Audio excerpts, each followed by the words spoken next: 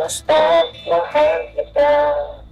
Ikaw lang at ako ang magsasabi lang.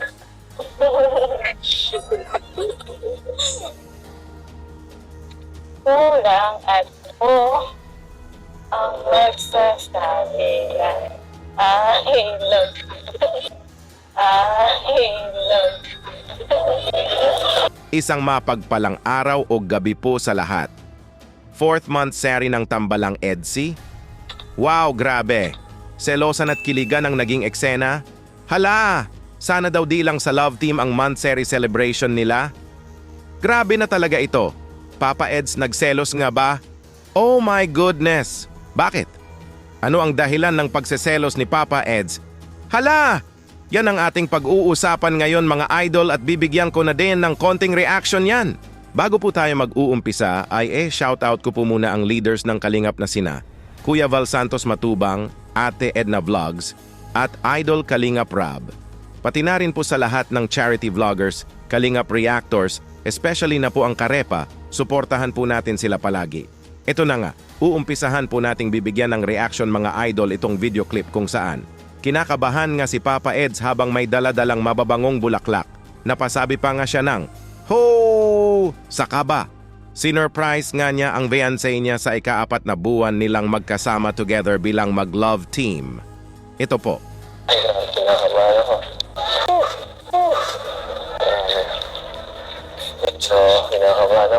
Medyo kinakabahan ako.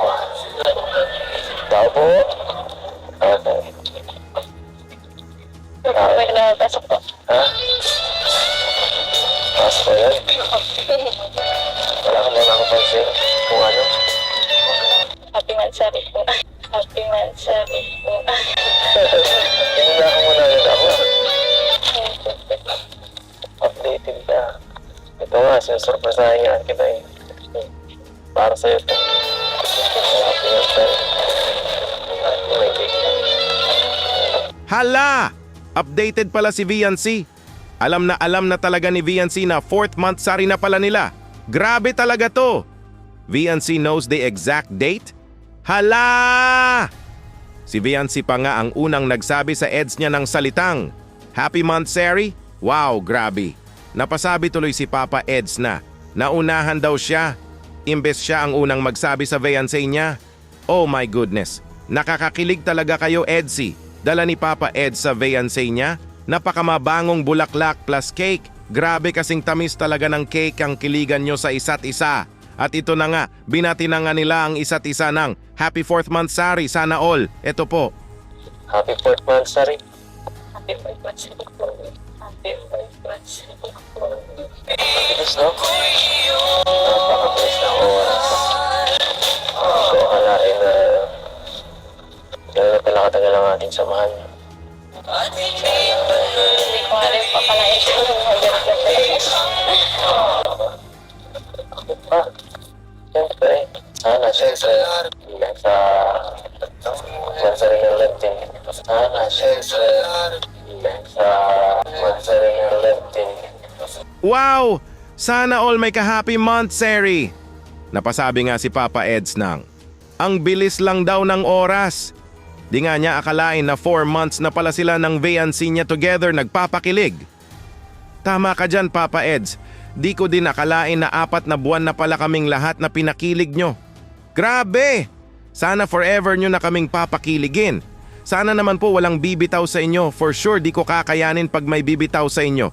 Forever nyo akong fan. Sa mga dalang bulaklak at cake nga ni Papa Eds ay napasabi na lang si fiancé dito nang. Di daw niya ito akalain. Grabe ka talaga, Papa Eds. Na-surprise mo talaga ang fiancé mo. At ang naging sagot nga ni Papa Eds patungkol dito ay, syempre daw? Hala Ibang klase ka talaga pag magmahal, Papa Eds. Napasabi ka pa nga na sana ID lang sa love team ang month sari nyo? Oh my goodness. Edsy forever na talaga ito. At ito na nga. Papa Eds selos mode begins. Hala Kinamusta na nga ni Papa Eds ang fiancé niya about sa pagmiyos nito. Papa Eds, nagselos nga ba? Hala, ito po. So, kumusta yung pag-ano mo? Pag-miss mo dito. Pag-miss mo dito. Parang ganito. Hindi ko pa po alam kung kailan po talaga yung saktong date po ng Hindi mo alam. Hindi pa po sinasabi sa akin. Tama yun. Hindi mo alam. Hindi pa po sinasabi sa akin. Tama yun. Kasi, sa akin, ayoko, baka marami kong extra, alam mo na. Mahirap na makomportable. Mahirap. Mahirap po. Mahirap din sa aking sitwasyon, no? Mahirap din sa aking sitwasyon, no? Sobrang baka overthink ako ng sobra. Hindi mo iniisip kung pakiramdam ko eh. Baka ako magbalik. Kung hindi makakawa. Alam mo. Basta, Huwag naman po kayo dami mabawa. ko pulo ko eh. Mahirap mo. Di pa pala alam ni VNC ang exact date ng pagrampa niya bilang miyos sa barangay.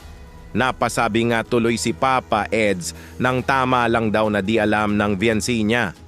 Hala, selos na tayan Papa Eds. Super in love ka na talaga sa VNC mo. Baka kasi may madaming omi extra daw. Hala, mahirap na daw. Ano ang ibig sabihin nito? Madaming mahilig sa bola ang didiskarte sa VNC niya. Selos na talaga ito. Nasabi nga din ni Papa Eds na mahirap daw sa sitwasyon niya. Naku po, baka daw mapa-overthink daw siya. Grabe na talaga ito. Tinamaan ka na talaga sa VNC mo Papa Eds. At ito na nga ang naging sagot ni VNC sa lahat ng selos mood ni Papa Eds. Ito po. Wala ka kayong tiwala sa akin. Wala ka kayong tiwala sa akin. Tiwala ako sa kanila wala. Tiwala ako sa kanila wala.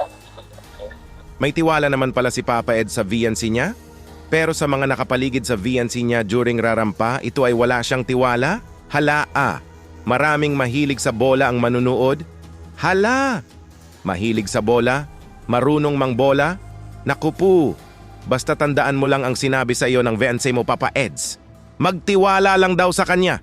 For sure walang pakialam si VNC sa mga mahilig mambola. Kumbaga, trust your VNC Papa Eds. For sure nasabi yan sa iyo ni VNC kasi mahal ka na din niya. Oh my goodness. At ito may sinabi pa nga si VNC sa EDS niya. Ito po. Ayaw niyo po ba sumali doon? Ayaw niyo po ba sumali doon? Yeah, okay sa akin. Sumali ka lang doon. Walang problema sa akin. Support ako sa'yo. Ba't ang dami niyo pong sinasabi kanina? Ba't ang dami niyo pong sinasabi kanina? Nawarningan lang kita dun sa mga possible na pwede mangyari. Diba? Pagka sa mga ganyang mga news, minsan may mga nagpapakita ng konting katawan, tapos nasayaw-sayaw pa. Konting katawan, tapos nasayaw-sayaw pa. At syempre, sa akin medyo nakakaano lang. Ako, ayoko marami nakatingin sa'yo. Ayoko marami nakatingin sa'yo. Pa sa akin. Natural po basketball po. Hindi ka marami po natin. Yung mga naglalaro po.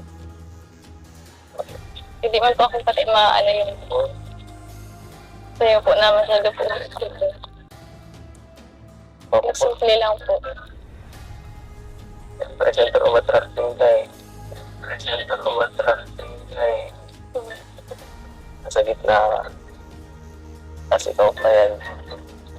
Magagawa ko. Magagawa ko dun. Talo na ako. Talo na ako.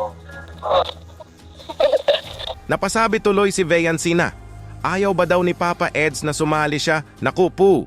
Naging sagot nga ni Papa Eds dito ay okay lang naman daw, support daw siya dito. Ganyan Papa Eds, support lang sa VNC mo, kumbaga trust your VNC. Diba sabi niya tiwala ka lang, so that means ayaw kanyang mag-alala sa kanya. Mahal kanya Papa Eds. Sa sobrang selos siguro ni Papa Eds ay nasabi niya yun lahat.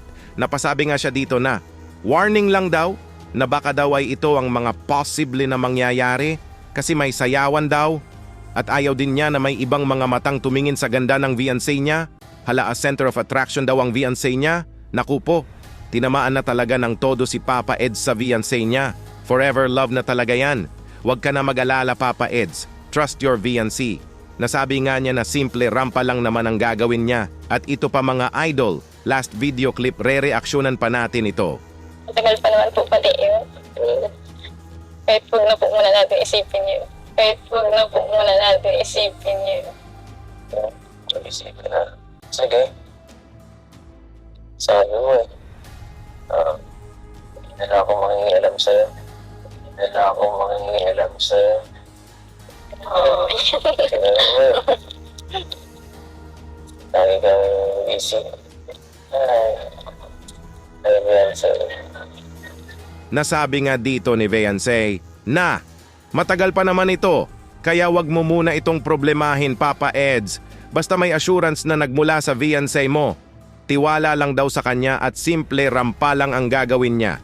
Hayaan mo lang yung mga mahilig sa bola, Papa Eds. Hanggang tingin lang yan sila sa fiancé mo. Ikaw pa rin ang nasa isip at puso ng fiancé mo. Happy 4th month, Sari, Papa Eds at fiancé. Sana magtagal pa ang tambalan ninyo. More kiligan serye to come at sana ay hindi lang sa serye ang month-sari ninyo. Kumbaga, month-sari in real life. Ano po masasabi nyo mga idol sa naging reaction video natin ngayon? Mag-comment lang po kayo para malaman ko din po ang opinion nyo patungkol dito. Dito muna lang po tayo. Kuya Dambo nga po pala. Mabuhay ang Team Kalingap hanggang sa muli. Maraming salamat po.